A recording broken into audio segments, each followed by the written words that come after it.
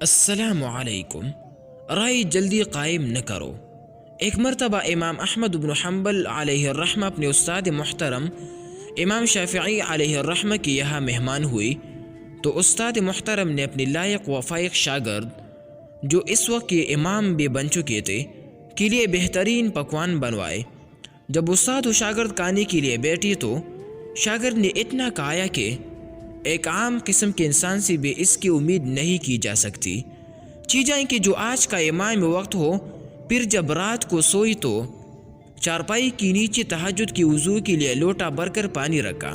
صبح دیکھا تو وہ بھی بھرا ہوا ہے، تو امام شافعی علیہ الرحمہ کے اہل بیت نے یہ کہتے ہوئے شکایت کی، آپ نے تو اپنے شاگرد رشید کی بہت تعریف کی تھی مگر دیکھنے کو کچھ اور ملا۔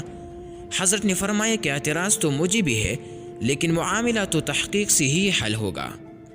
اللہ مجھے معاف فرمائے کہ بلا تحقیق کچھ کہنا مناسب نہیں۔ بہرحال امام شافعی علیہ الرحمہ نے بلا تکلف امام احمد علیہ الرحمہ سے پوچھا، اللہ کی کروڑوں رحمت نازل ہو آپ دونوں پر اور آپ کی آل و اولاد پر، کہ حضرت رات کو آپ کے زیادہ کھانے کا معاملہ اور صبح تہجد میں نہ اٹھنے کا معاملہ ہمارے اہل بیت کو سمجھ میں نہیں آیا۔ تو امام احمد علیہ الرحمہ نے کہا کہ حضرت اصل میں جب میں کھانے بیٹھا تو دیکھا کہ اتنا حلال و پاکیزہ کھانا ہے کہ ڈائریکٹ آسمان سے کھانے پر نور برس رہا ہے، تو میں نے سوچا کہ اتنا بہترین بابرکت کھانا کہاں ملے گا، تو میں نے اپنے عام عادت سے زیادہ کھانا کھایا، اور جب بستر پر لیٹنے گیا تو اس کھانے کے برکت سے ایک حدیث یاد آئی، تو میں اس میں غور و فکر کرتا رہا، تو اس میں 100 مسائل کا استنباط ہوا، اور پوری رات نیند نہ آنے کی وجہ سے عشاء کی وضو سے تہجد پڑھی۔